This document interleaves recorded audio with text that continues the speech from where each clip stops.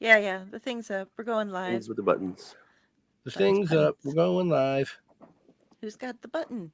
Oh. Rise and shine, my sinners. When Father Evil starts his day, he gets a little deadly. Deadly Grounds coffee has the richest, smoothest flavor you'll find anywhere. It's sinfully delicious. Once you go deadly, you never go back. Order yours at getdeadly.com. Coffee's so good, it's scary.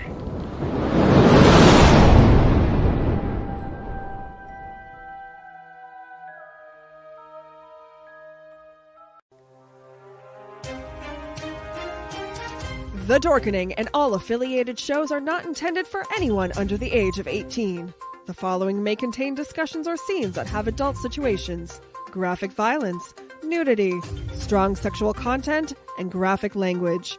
This show is intended for mature audiences only. Viewer discretion is advised.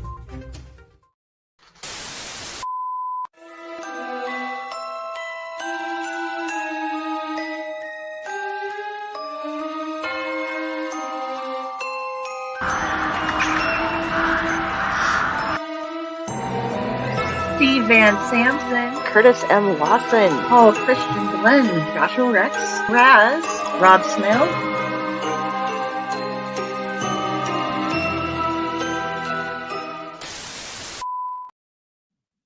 Hey, everybody. Welcome to another episode of the Clutch Personalities. Happy Sunday. Thank Cthulhu it's Sunday. We are here with some awesome guests tonight. We have Benjamin Bartlett and Jeff Homan. Is it Homan? Never tried that before. And these are the guys. Phrasing. That's something I've got to work on. If you can't tell, there are still Toking with the Dead guys. We're going to go over with them because they have not only put out, phrasing again, they have given us Toking with the Dead, and they have a book, they have comics, and they also have a show going on. So we are going to learn, because they've made it an educational experience as well as an incredibly fun experience, how to go through and which volume might appeal most to you, but you should really get them all because I've read all of it and I've seen all of it and it's all really fun. But we're going to discuss all that. And how's everybody doing tonight? Welcome to the show, guys. We're doing good. You know, Oh, 9 wow. o'clock on a Sunday night. Yeah. Sorry, I morphed into my screen. You couldn't see my thumbs. Yeah, you're right, Jeff. You know, it is. I had to stay up late for this one. Yeah. I'm surprised the nursing home let us stay up. You know, usually it's lights out by 9. Yeah. You know, but no, I'm glad to be here. You know. Yeah. Thanks for having us.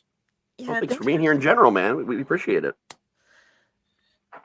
So yeah, starting off, what was the inspiration that took you to? I mean, the book is just, your whole story is hysterical. I fucking love it. It's just like, what are you gonna do? We're gonna get high. Got some fucking zombies. We're gonna get high. So, I guess it was 30 at that time, 35, 34 years of friendship that brought us to it. We were on vacation, sitting on a beach, and I'm not a drinker, but you know, I quit drinking years and years ago. But anyway, so I was having a drink because I couldn't find weed, and then we found some weed, and Jeff and I kind of revisited a t-shirt business that we had in 87, 88. Yeah, late 80s, early 90s. Yeah. You know, trying to break the stigma of cannabis. Pick up where I left off. Keep going. Come on. You got this. Yeah. You know, way back then, I mean, we designed a bunch of shirts, and you know, that's when the internet really wasn't there at the time. You know what I mean? I mean, I think you might have had AOL dial-up. Yeah. Yep. There was just nothing there. So, you know, we you know, put some ads in like High Times magazine and got some shirts printed, put them into some local stores, and you know, we sold some shirts, but you know, we were both, you know, young. I was freshly married, and you know, younger. You know, but then life happened, You know what I mean? So that just all got kind of put aside. And like Ben said, you know, we revisited it. Because we sitting were on a drunk, beach, drunk and high, sitting on a beach. you know, drunk and high sitting on a beach. And I don't even know how it came about combining weed and zombies, but it just seemed like the right thing to do. Yeah, because I think we were talking about how that fucking zombie show that was on TV for like 10 seasons that was stealing like shit from everybody else, you know. It went down the shitter. Yeah. Well, we know it went down the shitter, but I think we were Definitely. talking about that and how you and I have always been huge horror fans, and how Romero was just amazing when it came to zombies. It was like Day of the Dead, Dawn of the Dead. I mean, those were fucking amazing things. And I think I was looking at something and I was like, oh shit, dude, they just decriminalized cannabis. This is fucking great. And it kind of, the way Jeff and I work together is like, I'll say something and then he'll throw something in there and we bounce back and forth very, very well.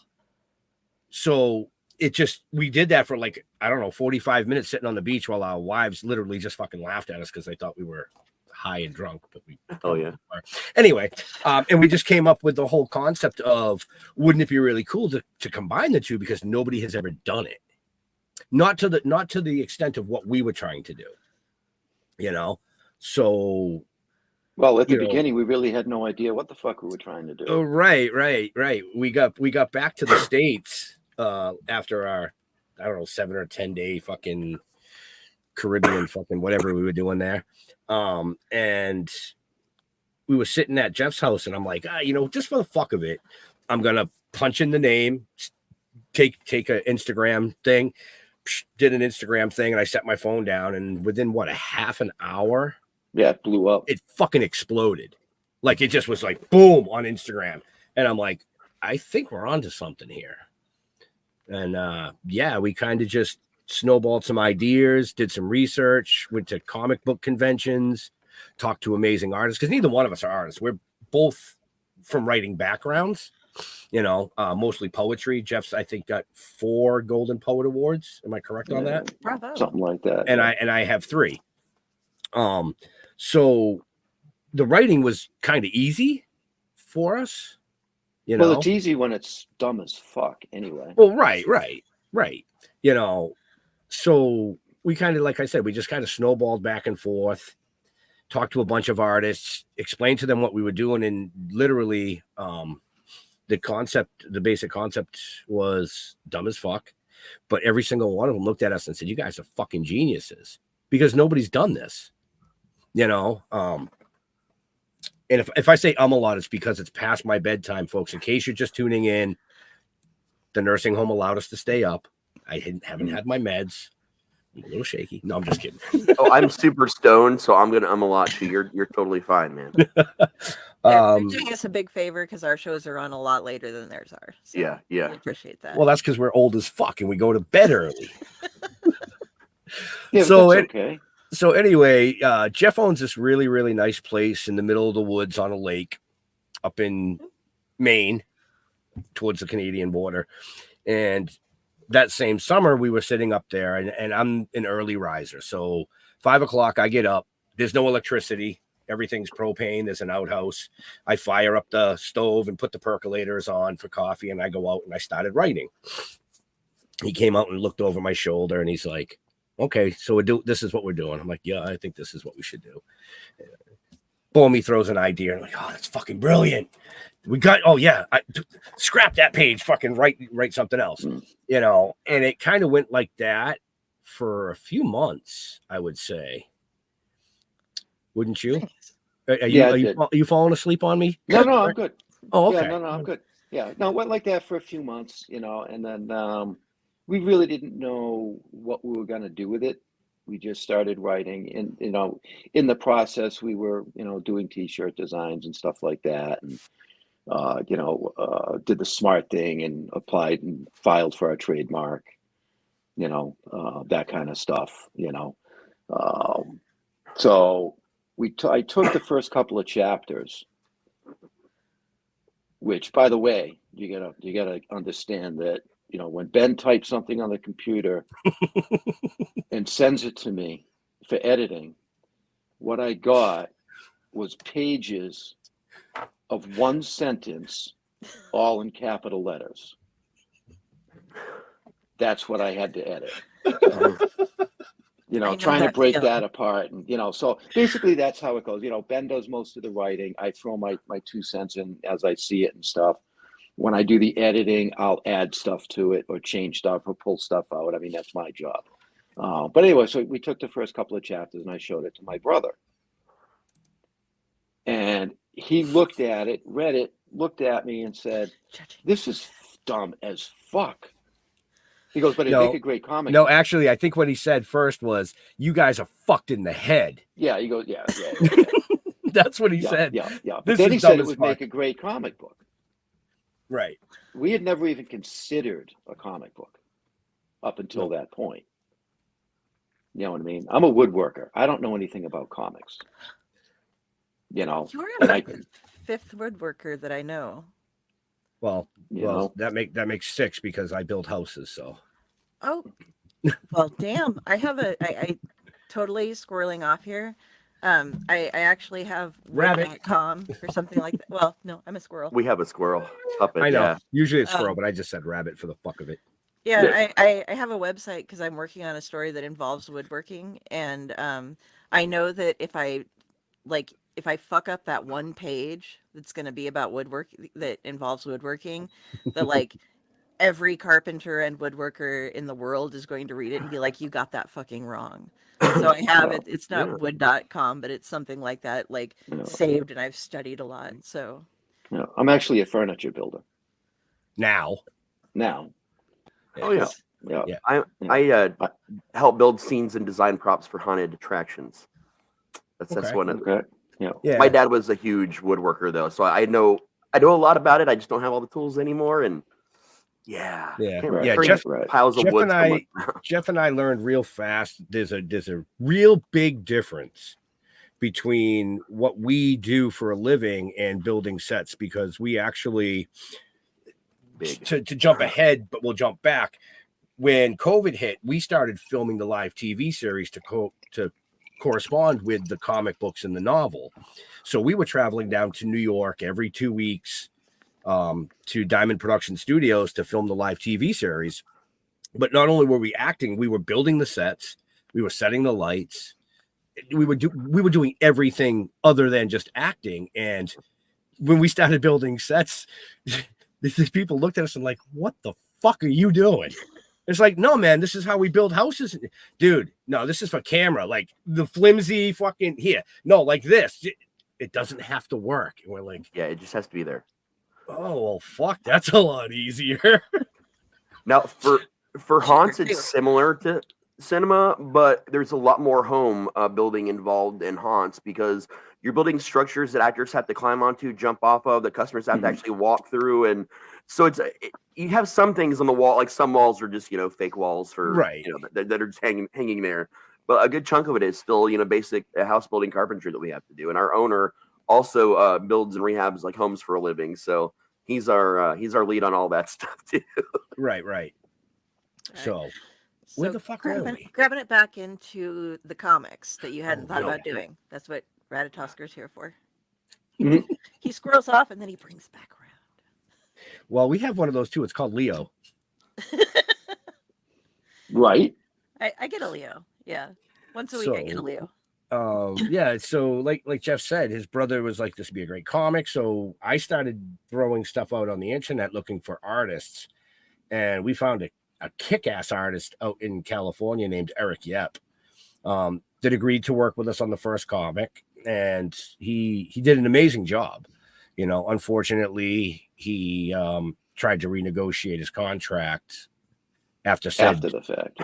After said comic was finished, and that shit just don't fly with us. Yeah. We're fair, but at the same time, you're not going to try to stick it in my ass like AMC did. Oh, did I say that out loud? Oh, my bad. It's okay. You're allowed. Fine, man.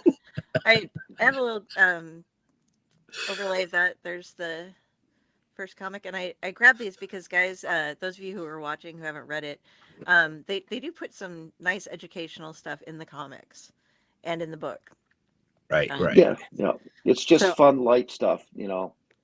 Yeah. I can't pronounce that word, but Decarboxylation. yes. Yes, decarb for short.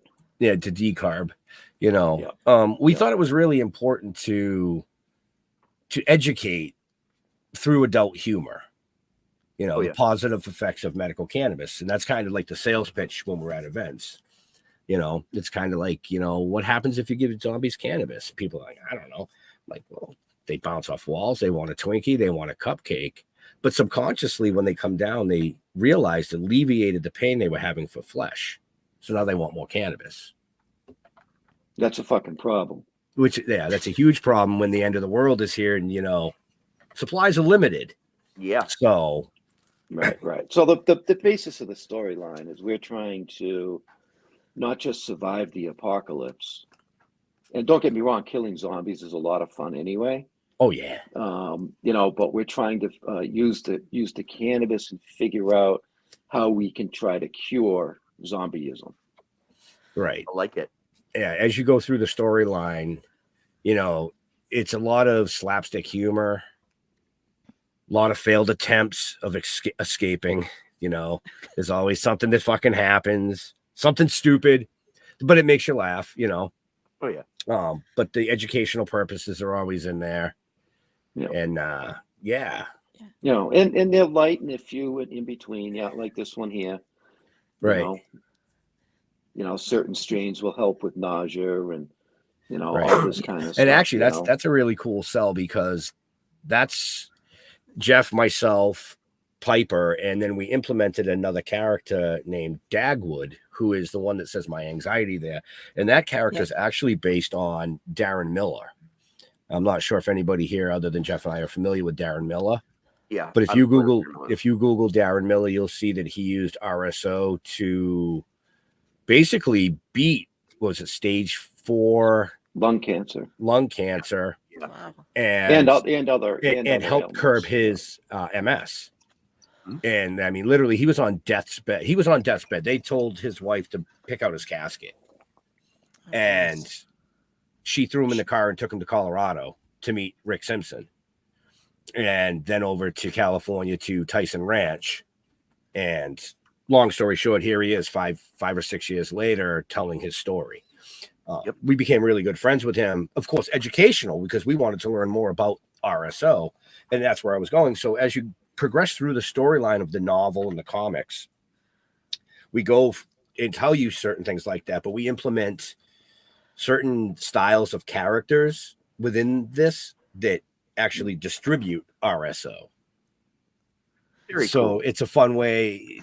Yeah, it was a fun way. Yeah, we don't want to give too much away with that one, but yeah. You know, you gotta kind of read the novel and you gotta read the comics because it's in both.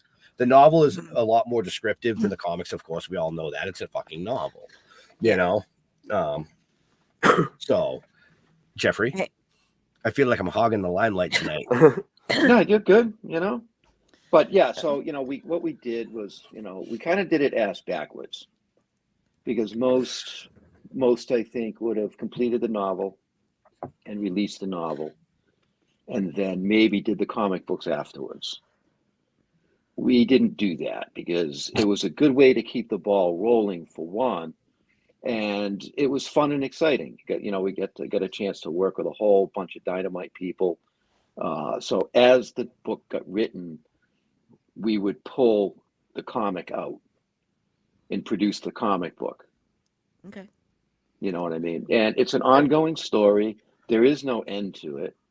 You know, even the novel, that's just part 1. You know what I mean? It's the typical, you know, leave you on a cliffhanger. Literally. Literally.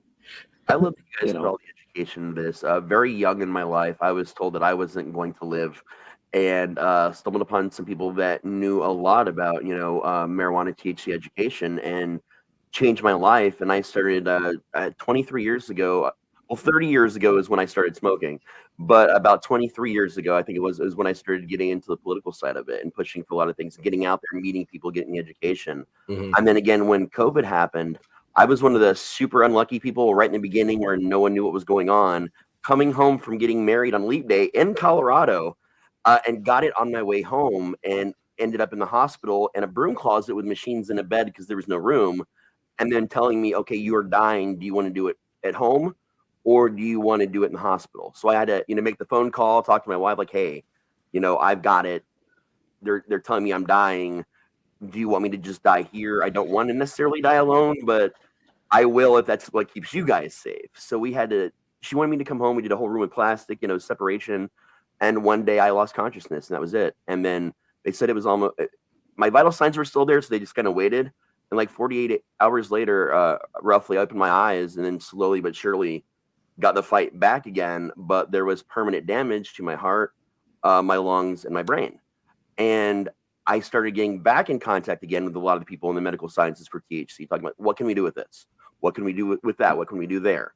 And between some experimentation on my end and on their end, we were able to develop something that actually helps people that suffer now from long-term COVID syndromes.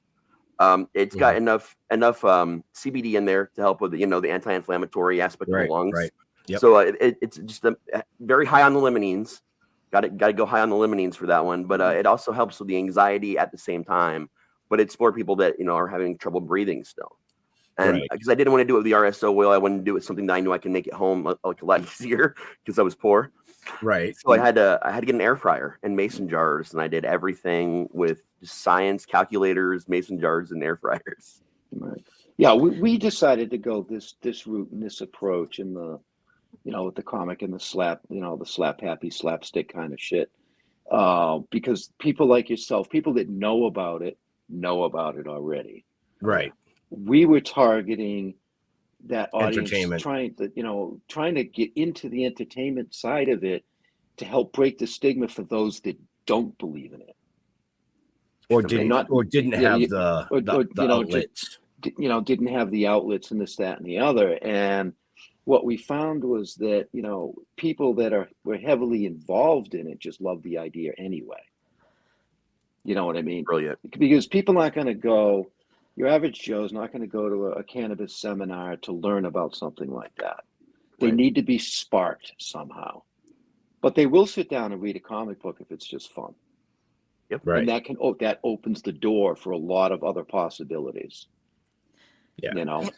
And we actually found that to be true when we first released the first comic. I think we were at our third or fourth show. And as I mentioned before, Diamond Production Studios, Bill Diamond, worked for Jim Henson. Now, Jim Henson was a huge pothead, but Bill himself he's never smoked weed in his life. I think he's only been high once, and that was because me and Jeff fishbowled the studio.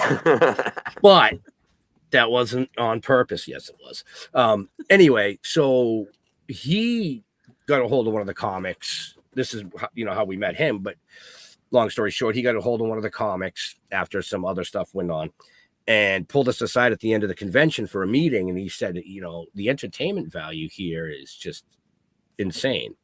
Let's do something. And that's coming from somebody that was against cannabis, never touched it, didn't want anything to do with it. And once we saw that happen, we can open, this guy is a 3-time Emmy Award winner. You know what I mean? And this comic that we just released sparked something in his eyes to change his mind. And it was like, okay, well, we just got to keep going with this, because how many minds can we change? Right. And during that time, I did a whole bunch of research, looking to see what else was out there, because you don't want to duplicate what somebody else is doing, even if it's by accident. Right. That's not me, No, so that other show did that. I did a whole ton of research, and I found 12, maybe 15 cannabis-based comics in the world. That's all that existed. Wow. But they were all, Bud Man and, Leaf Guy, and, they were all trying to be superheroes. Right. It wasn't your everyday Joe just being in a comic book. You know what I mean? Right. And at the time, really iconic were the big things.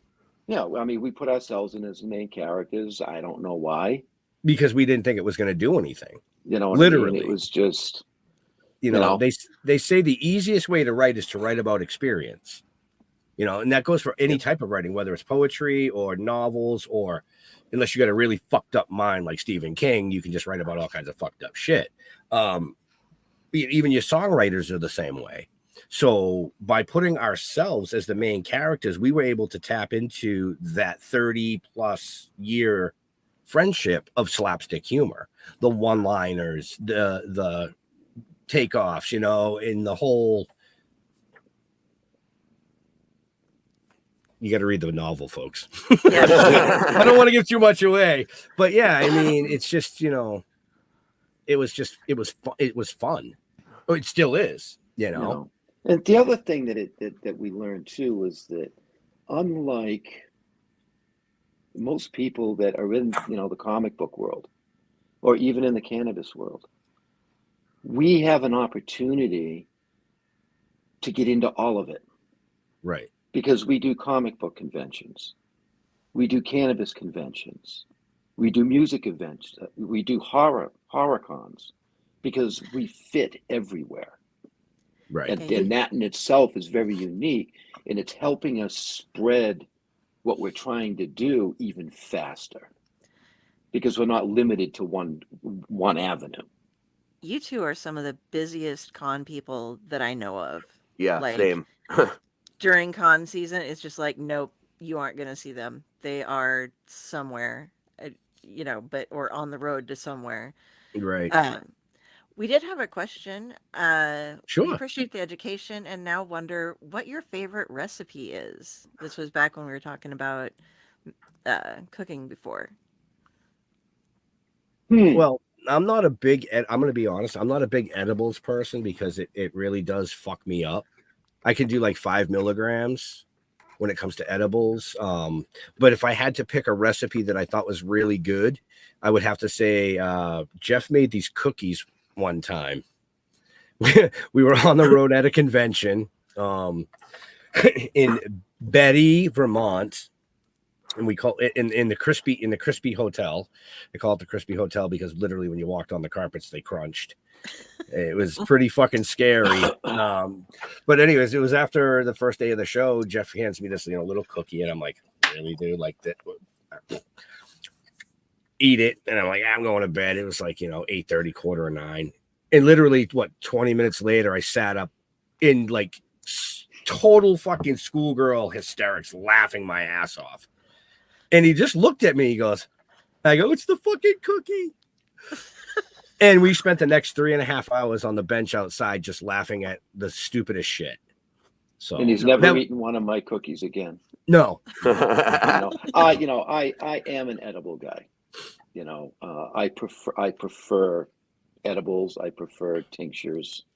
You know, that kind of stuff. You know, I do drink. You know, so on a Friday night or a Saturday night, it wouldn't be unusual for me to make a tincture teeny. Very nice. Okay. Yeah, because I've made my own green dragon tincture. Yep. Okay, which you can't just put that under your tongue because it'll burn a hole and come out the bottom of your chin. Mm-hmm. Okay. We just did one recently to make, you know, infused apple pie moonshine. We started with making the tincture and then kind of going from there. And I got to say, man, it turned out very nicely. And afterwards, I did not get a hangover. Like I really thought that I was going to be leaning towards, which was very nice, because I'm not much of a drinker myself, really. Like maybe a couple times a year, I'll socially drink with somebody, but I think that's all I'm going to drink going forward. If it's not tincture based, I'm not going to drink anymore. I'm going to sound like an idiot because I'm going on 50, and in my defense, I live in Nebraska. We've never had it legal here. And so I never thought about drinking it, I guess. I've heard of edibles, but I've never heard somebody say that they've made like a martini with it before. So that's, dude, this is how I survive haunt season. I literally make a tasteless one, and I put in my Mountain Dew and like the giant big gulp cups.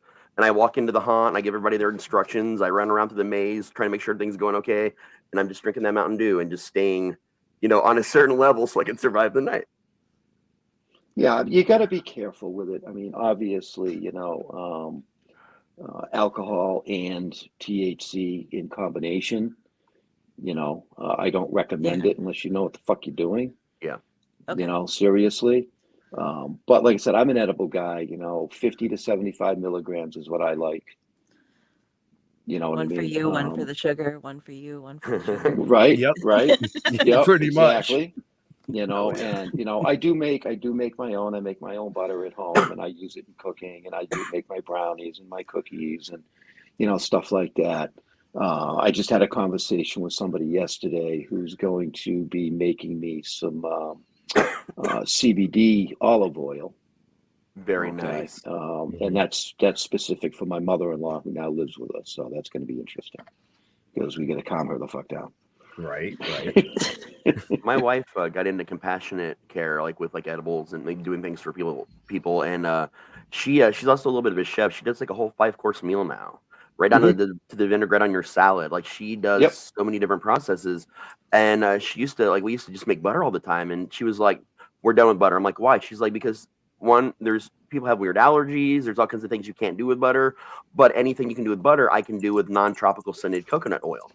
And once we switched over to that, the amount of stuff that she was able to make and to help people with, and then she'll find different oils and different ingredients for people that have allergies to that now. And she's on top of it. Like she knows more than I know about the cooking with it, like side of all that. Like I do the science, she does the cooking, and it works out. Right. Did you ever have warm buttered rum? Oh, I have. And oh my God. Yes. So that's the only time I'll still use the butter, because when we did the tincture to the for the moonshine, I also wanted to like use some of the butter we had left over as well, and I noticed that creamy butter, and especially the foam that sits in the top of the jar. And as long as you keep it warm and not refrigerated, that just goes down, man.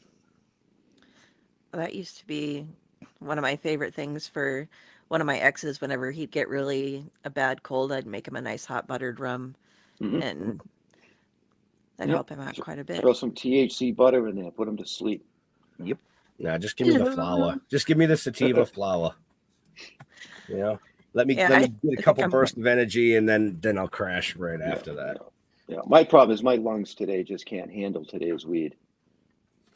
I'm picky. I'm definitely a weed snob, man. Like I still prefer to smoke more than the edibles. Like I still smoke a lot more than anything, but like if I'm gonna cough, it better be the best weed that I can get in that moment to make it worth my time. Right. Honestly, for some reason, half the freaking weed makes me sneeze. I have sneezing fits, and I don't know why. I can't figure it out. Huh. Hypothetically, if I were to get anything here in Nebraska, since we don't have like dispensaries, the strain I tend to get is my downstairs neighbors. Like it's the basement neighbor, but that's pretty much all I can get here in Nebraska. But right. So I wanted to ask you guys though, now that we've kind of covered that, what were the different challenges, and how, as far as like, what parts did you have to put in or take out doing the book, the comic, and the show? And then I see you have the animated series coming up as well. Yes, So that is in progress. It's we're always trying to do something new. The next set of comics is being written. That's been started. Yes. We've had to, it's slowed us down a little bit because we have so much going on. Right. You know what I mean? But we always want to keep reaching out those different avenues, those different things. I mean, we have our own line of THC gummies. We have THC kettle popcorn. Right. You know what I mean? That's made for us. We have our own glass zombie fingers. We have we have a 1-to-1 ratio Mio style water additive coming out. Yep, that'll be coming out. We have our own hot sauce. Non-infused. Non-infused as of yet. Right. We're working on that as well. Because it was the more different things that you can do, the better off we think we're going to be, because we can just keep reaching more people and reaching more people. Right. I mean, in all honesty, I guess the biggest thing is that there was really nothing that was super hard in transitioning from novel to book, because it was okay, we've got to tell the story with pictures versus words, so let's just take this line and this is the storyboard, and Jeff and I would collaborate on the storyboards. So when it did go to artists, they would say, oh, well, I was thinking like, I want to do this, and we go, no, the storyboard has to follow the storyboard for a specific reason, because 3 pages later, that's there. You see what I mean? As far as the live action went, and everything kind of played off of everything. So if you're a comic book person, you're going to get the story by reading the comic. If you're a novel type person, you'll understand the story through the novel. The live TV series was just expanding on both of those as a live TV series. Well, the animation is just totally fucking what it is, man. It's animation. We can do whatever the hell we want to do. Right. So the animation, it does not follow. It doesn't follow. Yeah. It has the educational. It's a separate entity. Yeah. Okay. So it has its educational properties in there, but it's an animation. So, episode 1 can be like this, but episode 2 is something totally fucking obscure and different, as long as it's still the animation. You see what I mean? Right. Each 20-minute, each 20-minute animated feature, I'll call it, is going to be its own little story. Okay. With a beginning and an end. You know what I mean? Similar to, the old Scooby-Doo cartoons and, stuff like that, and that's what we were going for. I love that. I really enjoyed, and it's gonna this is gonna sound kind of like a backhanded compliment, but it's not. But the way that you did like the blood splatters and stuff in the live show, how it was kind of just like a kind of a cartoony blood splatter comes up on the screen when, and Piper's just crazy. I love her. But just like, oh, this was easier. Yes, I'm judging. It was really cool because it's like, okay, you can invest a shit ton of money into like getting some blood spray that's not going to look too great, or you can put this up and it looks really cool. It's consistent and it's easy to do, Right. With the live, and it makes it more fun. Yeah, with the live TV series, we wanted to go, and at the time we were doing it, like I think Deadpool had only been out a little while, so we went from that live action to almost a comic booky feel, and it was really cool the way that they did it. And I was like, I fucking love this, and I think this works for what we're doing. Just like if you've seen it, we didn't go with full prosthetic style zombies. We went old school Romero airbrush look, to try to bring back some of that nostalgia from what we enjoyed. So, that was a lot of fun. It was very painful. Torn ligaments in my knee. Jeff's double concussion. I got 2 concussions. I just recovered from a concussion. Those aren't fun. There's no there was no budget for stunt people. There was no, there's none of that. You know what I mean? No. Even the makeup artist. I mean, she volunteered her time. Come down and do that. Yeah, and she did an amazing fucking job. I mean, she was on point with everything. Her continuity was fucking amazing. But not only was she doing makeup, she was actually doing makeup. She was writing down scenes. She was writing down continuity. She was doing slate. Yeah, everybody was multitasking because we had to. I mean, it was right. It was a lot of fun. It was a lot of work. I mean, when you're running from 8, 9 a.m. and sometimes until 2, 3 o'clock in the morning. Yep. That takes an awful lot. And I'll tell you what, bunny slippers are not fucking comfortable to run around in. I love the bunny slipper. How many pairs of those did you go through? 3. 3.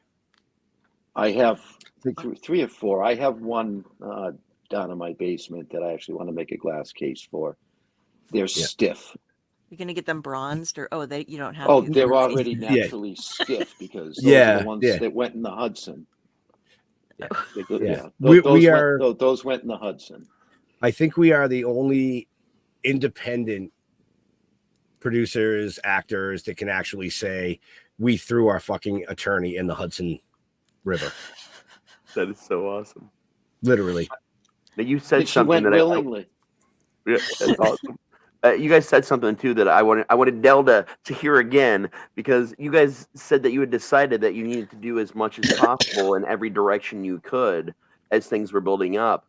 And man, I keep getting in trouble for that. I keep trying to do that, and I keep getting in trouble. But my ideas tend to get a little crazy, because now we're filming a movie this year, Raz and is now not we allowed. have trading cards. And I get high on the shows, and I'm like, we're doing this now. And I've also committed us to breaking the world record for the largest box fort, which I'm then going to turn into a haunted attraction for charity for 2 nights. So I keep taking things really far. And she's like, no, you have to stop. I'm going to give you a word of advice that me and Ben always try and follow. Don't ever verbally tell anybody what you're planning on doing. Do it first and then tell them. Yeah. Particularly live on air when your co-hosts don't know that you're doing it. There's multiple reasons to that. And, if you have a really good idea and you go, this is what I'm doing, a week Somebody's later, going to grab it. Somebody already is doing it. And you didn't have the opportunity to get the ball rolling. You see what I mean? Think about that, because other than talking about we're filming a movie and what it's kind of about, like all the secrets are like hidden. The box fort, if someone beats the record between now and when we go and do it, well, then we just have a new record to beat. That's kind of how I was looking at it. But I do see your point on that, like the big stuff. Right. Yeah. Right. Yeah. So when you're ready to film the movie, all we need is airfare to Colorado. We'll come out and be in the movie. Oh, I'm in Ohio, man. Oh, fuck, that's even easier. I know. I'm way closer to you. Yeah. Oh yeah. Oh, definitely. Shit. I'm definitely gonna I'll take the train to Ohio. Oh, it's gonna be fun. Yeah, no, he went to Colorado and then came back through and visited me in Nebraska on his way back. On the way back, yeah. Oh, nice. He also. This is my big bragging about my brother moment here. When I got stuck in Detroit on the way to Terrificon last year, man and his wife drive from Dayton, Ohio, picked me up in Detroit and drove me all the way to Norwich. Wow. It was fun drive. Overnight. Yeah. Because we didn't stop her, we just drove straight through to her, Wow. We stopped on the way back, though, because we literally dropped her off at the hotel and just got right back in the car and just started to drive back. And we got towards the end of Connecticut. My wife's like, you know what? I think I'm done driving and we need to chill a little bit. So we stayed one night. But then the timing worked out, though, because we got to go through Pennsylvania at just the right time for me to go see the old site of Silent Hills based on. So we got to drive, with Centralia. Thank you. So we got to go to Centralia like early in the morning when there was no one there and the fog was really heavy. Nice. And it was amazing. And then we came home. I mean, a lot of things happen by accident too. They do. Even some of the stuff that me and Ben are doing. The live show, that was a fucking accident. Well, it was, but it wasn't. It was, but it wasn't. It was, but it wasn't. The live show, because as you mentioned earlier, we do a shit ton of conventions. And by doing these conventions, we become really good friends with a lot of A-list people, I guess you would call them. And one of the people that we had become really good friends with was a gentleman named Philo Barnhart from Disney. Created The Little Mermaid, worked on the original Star Trek, worked for Hanna-Barbera. He was the little boy. Yeah, he was the little boy in Mary Poppins Flying the Kite with his real father, who was also a Disney legend, and so wasn't his mom. Long story short, I had been talking to Philo at a convention, and he was a little upset that he had done a bunch of interviews over the course of the year that never got released. What? For the 30th anniversary of The Little Mermaid and the 40th anniversary of Star Trek. So I went to Leo, and if the folks watching, everybody knows who Leo is. And if you don't, well, fucking shame on you, and you should learn. Anyway, I went to Leo, and I said, listen, I want to do a live broadcast show and highlight Philo's amazing accomplishments. I mean, the guy is he's an amazing person that did amazing things. And I brought it to Jeff, and the first thing out of his mouth was, no fucking way. I am not doing a live show. And I'm like, okay, well, I'm doing it. And then I explained to him why I wanted to do it. And I kind of pulled the heartstring. I kind of played that devil's advocate douchebag and kind of not really forced him, but played on his emotion, which worked. You know, because here we are 5 years later, 190 plus episodes, running once a week live on 27 platforms worldwide, hitting 97,000 interaction and reaching over 1.6 million people. That's just fucking insane. It's insane. Never in a million years did we think we'd be in that position. Yeah, the only reason, by the way, that after the Philo show, the only reason I even agreed to continue to do it was because I was going to be an asshole. Mhm. And my job was just going to be to try and piss off the guest. That's how I approached this whole thing. I love that. You know, it kind of backfired. A little bit. You know what I mean? But, you know, I mean, there's highlights, you know what I mean? You know, having somebody like Dee Wallace, you know, tell me to fuck off. I'll never forget that. You know what I mean? Live, you know, and Yeah. that, you know, and it's that kind of stuff that, you know, after that first year, I'm like, well, okay. I still try and be a dick. And so, you know, I'm sure you guys have seen the show, some of the shit that I come out with. You know what I mean? But that's just how I play my character on the live show. right? It's not, I'm just being me, but you know, Right. it's, You know, you know, I enjoy it 90% of the time. right. You know, 90% I mean, of the time. it's been a blessing as far as the live show goes, because every year it just gets bigger. The guests get more, you know, into the show. And some of the big names, like they're reaching out to us now. You know, hey, we want to be on your show. And it's like, well, I asked you 2 years ago and you wanted me to pay you $500 to come on the show. Now you're going to come on for free? Yeah, well, I'm booking 6 months out. Sorry. That's nice. I mean, you guys have had Tommy Chong's been on, right? Yep. Mhm. Yeah, we have And- Tommy Chong. I didn't get to see that one live, but I've seen I have the opposite sleeping schedule of you. Right. I wake up at like 5 or 6 p.m. So I'm like, Hence why If we I had to catch start it- at fucking 9 tonight. Right. You know, consistency, man. That's what you we're know, trying. no, Right. we've had some fantastic people on. Oh, Eric yeah. Roberts, you know what I mean? Yeah. Yeah, to be able to just have a discussion with a guy like Eric Roberts, who, I mean, I think he's over 800 acting credits at this point. Oh yeah, it's insane. Oh, yeah. You know what I mean? He's in everything. Right. But not He's just literally like, in everything. you know, like Jeff said, you know, Dee Wallace and Eric Roberts, Tommy Chong, James Duvall, you know, I James mean, Duvall. But you know, Russ Faria. Faria. I couldn't pronounce the name for a second. You know, now that's a gentleman who, if you look him up, his story was made into a 4-part miniseries on It was CBS. 4 or 5 part. It was Called The Thing About Pam. Yeah. Where he went out, he actually served 2.5 years in federal prison for murder, to find out that he actually didn't do the murder, and it was the murder of his wife. He had gone out, played cards with some friends, came home, and she had been stabbed like 50 something fucking times. And of course, he was arrested, convicted, and railroaded into prison. We had him on the show. So you never know what the hell's coming on the show. Big Baker.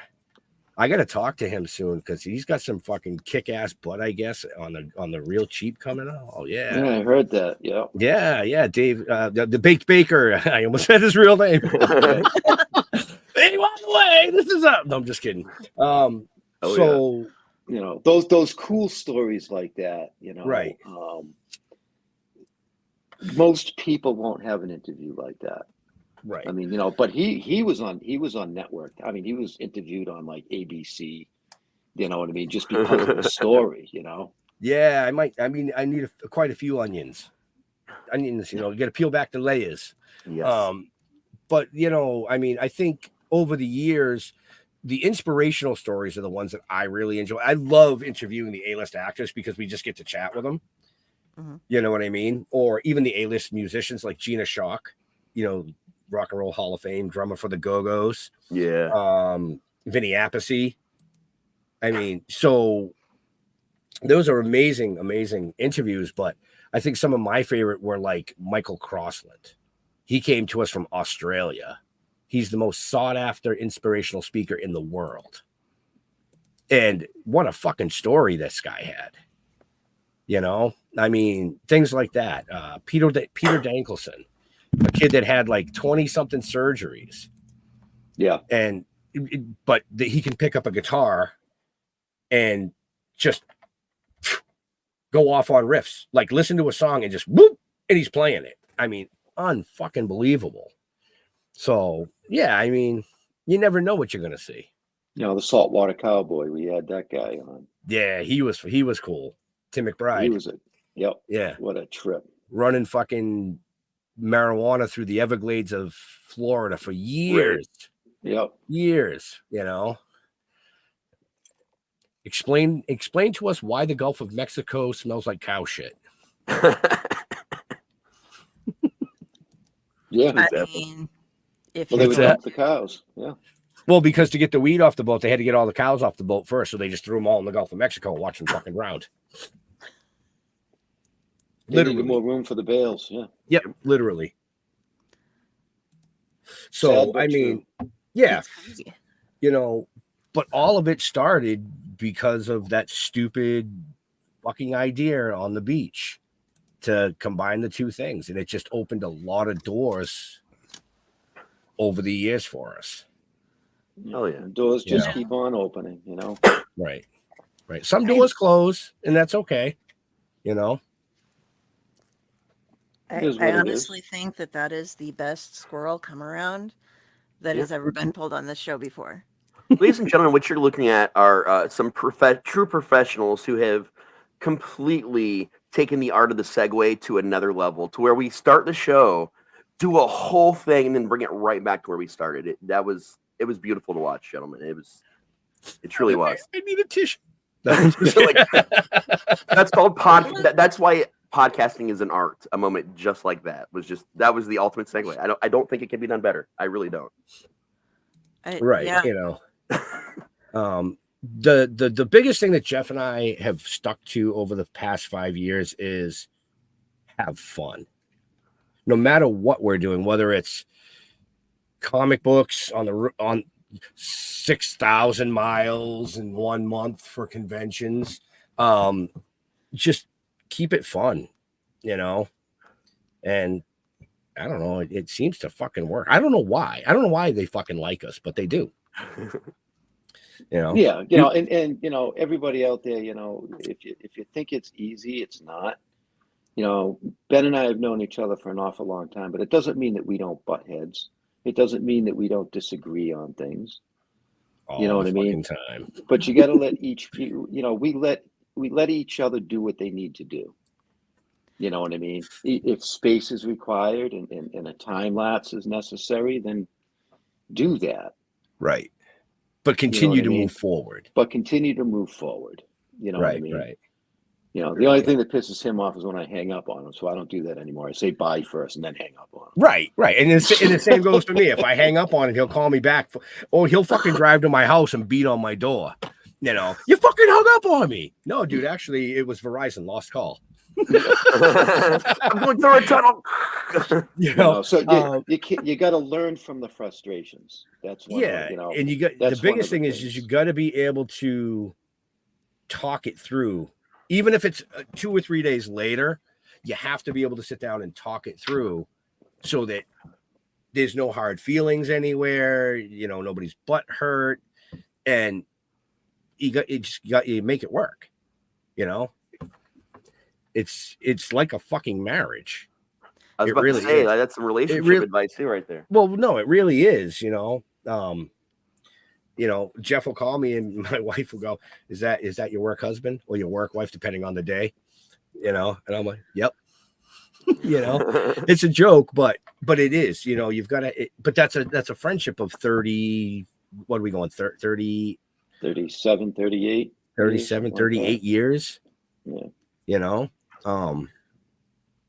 it's you like, know, and you know, you can't have a relationship for that long without having disagreements, right? butting heads. You know, I don't think we should do this. You know what I mean? No, I don't want to do this. Oh, but we Right. have to. You know what I mean? Right. No, we you are know, going to do this, and this is why we should do it. Yep. Right, No, right. you're right. You really, dude, you're going to make me stay up on a Sunday night till fucking 9 o'clock to do an interview. Dude, like, really, we should do the interview. They're good people. It's a good show. They're on the network. You know, fuck, you're right. Okay. You know, oh, sorry. went off on a little tangent there. But yeah, I mean, it just, kitty. I had a squirrel moment. My bad. You're That's good, all man. good. I do believe we have something to give away. Yeah, we're gonna do a giveaway here, and We have to giving you away. since half of Yay! since a lot of the people who've been commenting have been part of our network, and we don't let them win anything because I don't buy things for them. I've been making a second wheel actually that Good, just good. includes the people that aren't members of our network.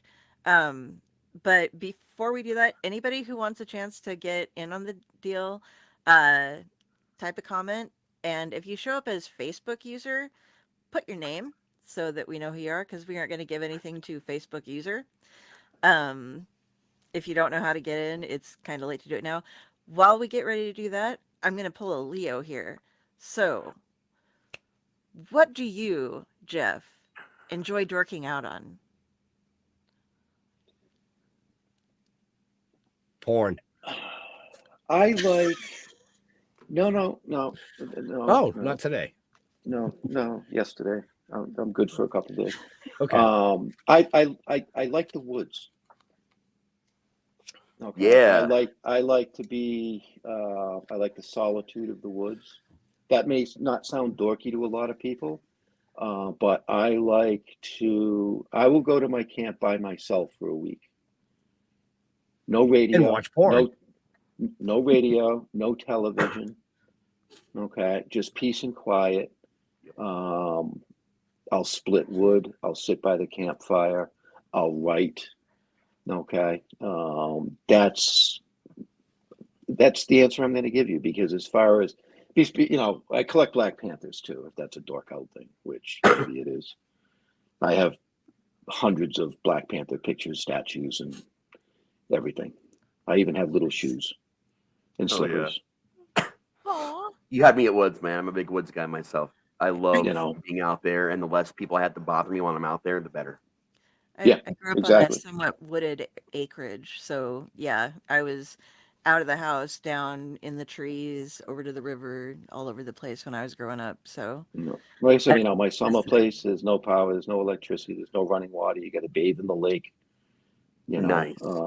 And I've been going there since 1968. wow, It's amazing. nice. So, you know, that's my dork out spot. That's kind of comical. Why? I never see. I'm not my wife is like this. She's got this thing with numbers. You know what I mean? So you've been going there since 1968. Mm-hmm. My first trip to your camp was in 1986. 8, 6. Yeah, 6. that was a mistake. Hey. See, now he knows. Now he knows where it is. Fuck you. You Well, know? So- listen, if it wasn't for the camp and the solitude of it, the novel might never have gotten started, True that. because I'm one of those types of writers that I need not really inspiration to write, but when I start it, I have to have that solitude. Yep. It just as I start. I mean, once I start, it's something happens in my head and it's almost like floodgates fucking open, and I can't write fast enough to keep up with my mind. So I have to write and then go back and rewrite, because I'm just, oh, that's great. You know, and then he comes along and throws fucking ideas at me and I'm like, oh, fuck, that fits back here. You know? But as far as dorking out, I don't really know. I mean, collecting my guest badges is kind of a dorky thing. Yeah, that's dorky. But like my true dork out really is my family. You know, when I'm on the road, Jeff will tell you, when I'm on the road, I'll walk around the convention with my granddaughter or my daughter on FaceTime. And I'm talking to them. I go, oh, hey, look, say hi to so-and-so. And I'll walk away. And they're like, That's awesome. what the fuck? I'm like, well, no, I mean, it's just, that's my thing. You know, I'm all about family. Very nice. My woodworking is therapy to me because I do everything by hand. I use no CNC machines, no laser cutters. Right. You know, right. so, you know, to me, you know, making a box that has 38 pieces of inlay to create a picture on the top that's all handmade takes days, and it's therapy. I have some work for you coming up, maybe. Okay. I have a shrine I need built, so might send something your way. Okay, I think we gave people some time here. I'm going to hopefully get this. I'm playing the epic wheel, right? No, I changed my mind. Okay. Yeah, right. Backstage before the show, she said, play the epic wheel. And he's like, okay, I'll cue that up. Oh, We're now she using changed her different- fucking mind. Yes, because I'm a girl. I'm allowed to. We changed the wheels, so it The tubular bells. All right, everybody Let me know when. ready? All right, go now.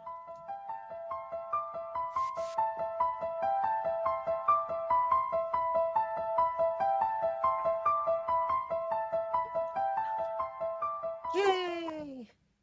And Baked Baker, you have won. If he's still watching, probably fucking passed out.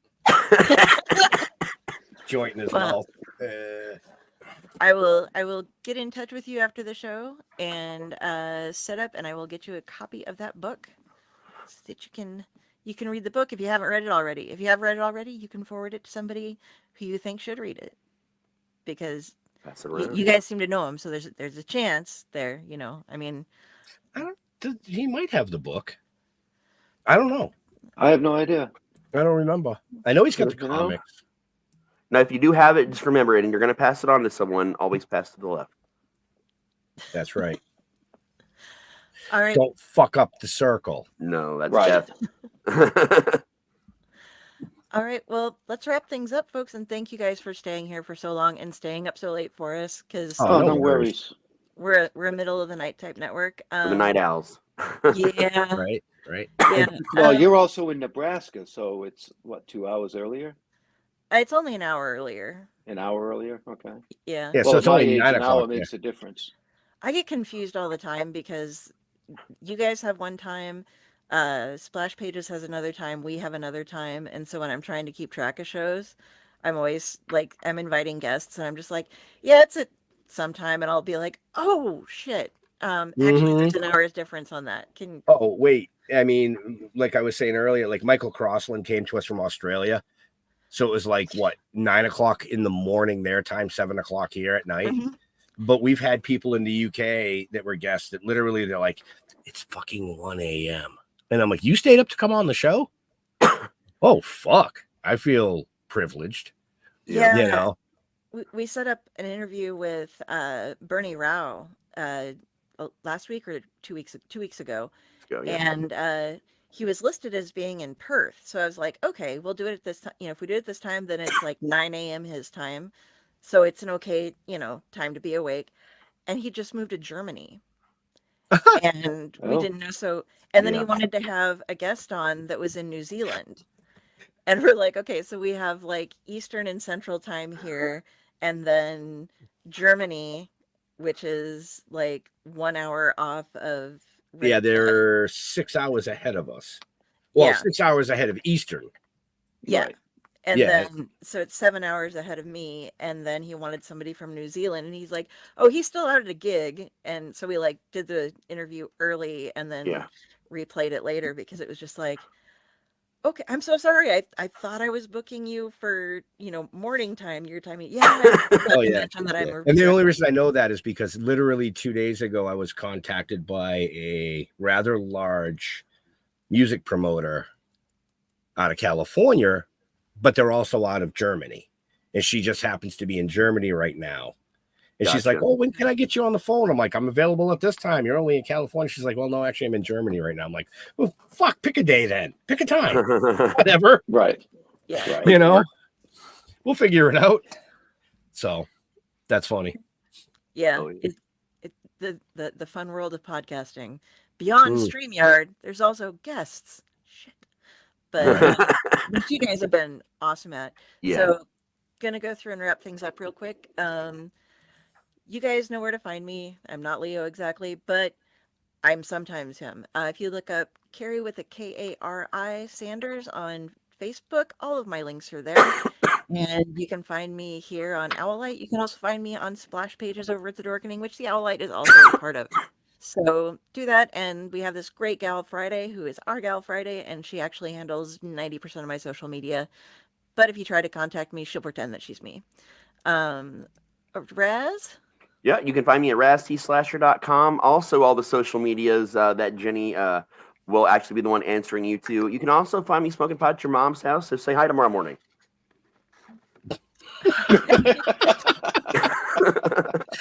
Well, fuck, dude, you're gonna have to dig 6 feet for that one. Right. Yeah, stilltoken.com. Just go to stilltoken.com. Or Toking with the Dead on Facebook.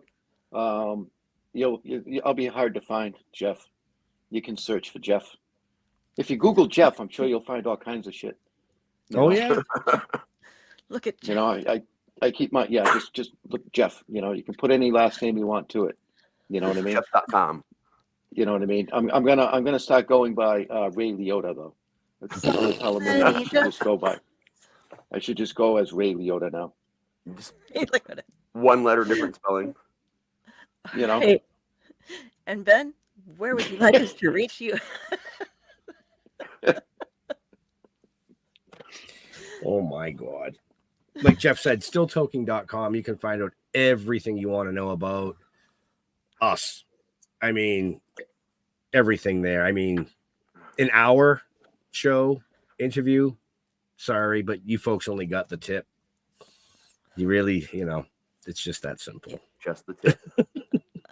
I mean, if you're in the New England area, grab tickets to the roll up on the 13th. Headlining is Bones, Thugs, and Harmony.